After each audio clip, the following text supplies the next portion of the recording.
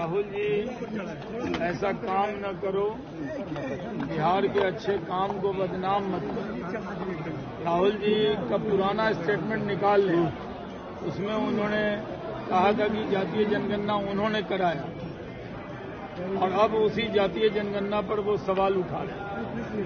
यहाँ जातीय जनगणना जो सर्वे हुआ वो एकदम अच्छा हुआ, उसको आधार बनाकर सरकार काम भी कर रही है। लेकिन राहुल गांधी अब चर्चा से बाहर रहते हैं तो वो कोई न कोई शिकोफा छोड़ते हैं। कभी यहाँ आकर गौ सेवा के लिए भी जाते हैं, कभी लालू जी से मीट बनाना सीखते हैं। एक कैसी सेवा? एक साथ तो गौशाला जाते हैं और एक बार घर पे गए तो मीट ही बना के खा रहे थे। तो ये तो उनका चरित्र है। जिस तरह से राहुल गांधी ने बयान दिया है वो दुर्भाग्यपूर्ण है और उनको बिहार में जयप्रकाश जी की मूर्ति के सामने, प्रतिमा के सामने माफी मांगनी चाहिए थी संविधान लेके कि संविधान की हत्या तो कांग्रेस ने की थी और बिहार से ही आवाज बुलंद हुई थी जिसने देश के अंदर एक आंदोलन खड़ा किया था। वो संविधान की क्या दुहाई देंगे? सर, बिहारियों को संविधान की दुहाई राहुल गांधी और कांग्रेसी से नहीं चाहिए। कांग्रेसियों ने ही तो संविधान का गलत घोटा।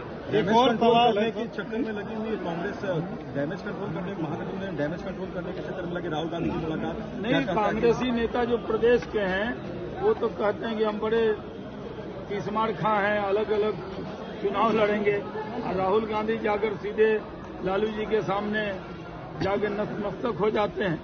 तो यही पता है। सर, भ्रष्टाचार का मसला उठाया, बीपीएससी अभ्यर्थियों से जाकर वो धरना स्थल पर मिले हैं और कार्यकर्ताओं को कहा है कि आप बब्बर शेर हैं। वो हर जगह बब्बर शेर ही कहते हैं। महाराष्ट्र में भी बब्बर शेर कहा था कार्यकर्ता को, बुरी तरह बब्बर जो है हार गए वहां। फिर हरियाणा में भी कहा था बब्बर शेर, उनका बब्बर शेर हो गया ढेर, कुछ भी नहीं हुआ। और अब यहां भी कह रहे हैं बब्बर शेर हो तो क्या संविधान खा जाओगे?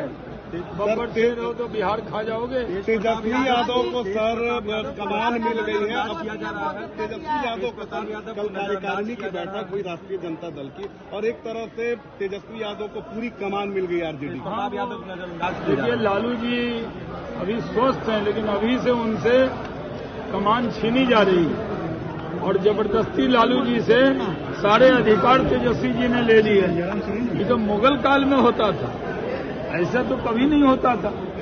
ये तो मुगल काल को भी भुला दिया। और जिस तरह मुगल काल में भाइयों के साथ व्यवहार होता था वही व्यवहार आज राजद के लोग कर रहे हैं। मुगल काल की याद दिला दी। Thank you.